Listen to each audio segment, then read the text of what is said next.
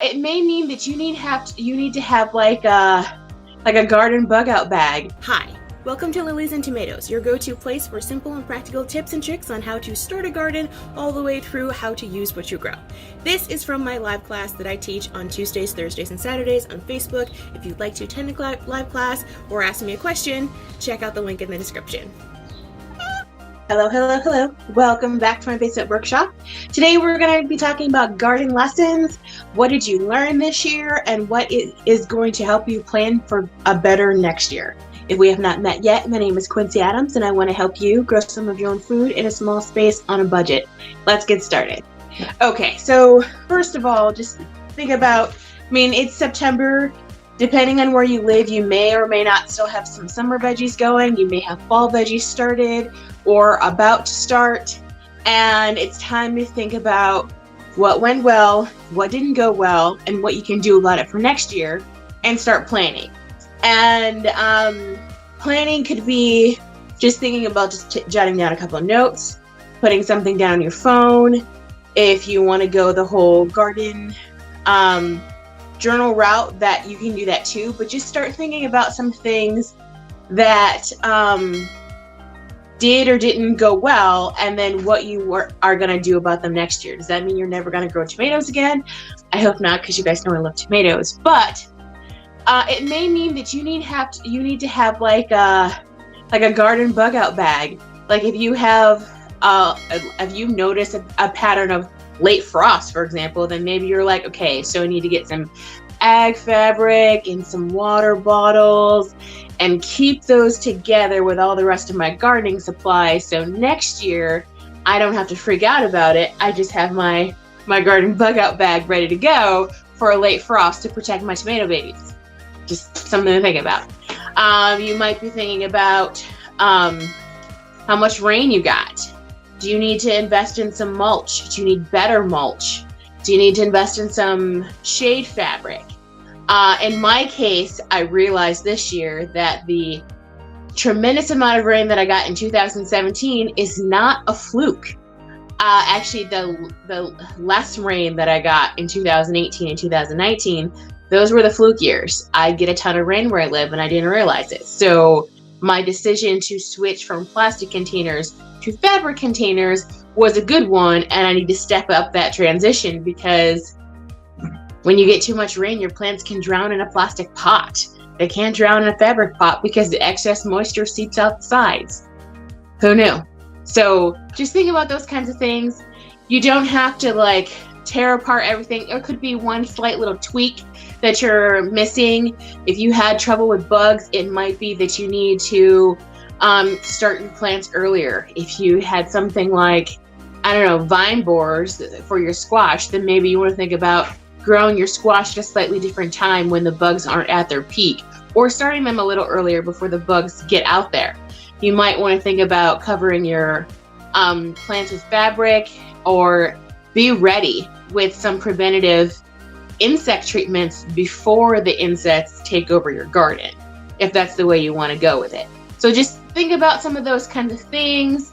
And if you've got any questions for me, let me know, and I will help you come up with some ideas to head off your issues at the past for next time, and definitely plan better. And it might be a matter of picking a different variety. So if you live in, say I had a bunch of tomatoes that I started. Most of them either got fried up or they got blight. So I've still got some tomatoes hanging on, but most of them did not make it because of the weather. One plant, actually two varieties I had were specifically for cold weather.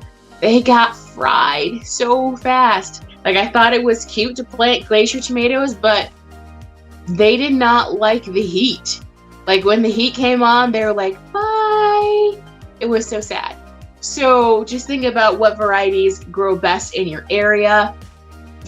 I have not done any research into the theory that your plants become acclimated to your climate over time in your yard. So I'll have to look into that to see if that's backed by science, or if that's just a myth or some kind of anecdotal something or other. I will look into that for you guys. But if that is true, then you definitely want to be picking varieties of your vegetables and fruits that do well in your zone. So just think about what varieties are going to do well in your zone. Think about what kind of freaky weather you had. Do some Googling to find out if the freaky weather is not all the time weather and you've just been not seeing all the time weather, because that definitely happened to me this year. Also think about what kind of things you want to have on hand for next year, what kind of things you want to buy over the winter when they're on sale. What tasted good in your garden this year? If you had, like this year, I planted carrots and they took a long time to take off, and then it got too hot for them and I needed the space. So I yanked them out and they were still teeny tiny. I ate them and they were delicious and I was grateful, but they were still teeny tiny. So if that's an issue, then maybe you want to start them earlier or only grow them in the fall. So I'm about to plant some fall carrots and see if we do better with the fall carrots, because it's not going to be, I mean, it's still in the 80s, but it's not like still 90 like it was last year in October. So we'll see. And if not, then we'll get some more teeny tiny carrots and some carrot greens for our salad and just be grateful. But, and also I'm looking at what kind of amendments make sense for my soil. I've grown containers and every single one of them is full of something different. So getting a soil test does not make a whole lot of sense for my gardening situation. But definitely I realized last year that some of my soil, because I reuse it, was 8 years old. And I started adding some amendments. I added some azomite and some store-bought Amazon bought worm castings. But then I'm thinking, was that maybe not enough? And maybe I need to go more with just the general nutrition instead of more with fertilizer. So these are things that I'm evaluating in my own garden and thinking about for next year. And as I do more research into different amendments, I'm seeing a lot of people say, oh yeah, just add lime to the soil when you're planting for like all kinds of things. Like, oh, I'm planting I'm planting kale, I'm adding lime. I'm like, really?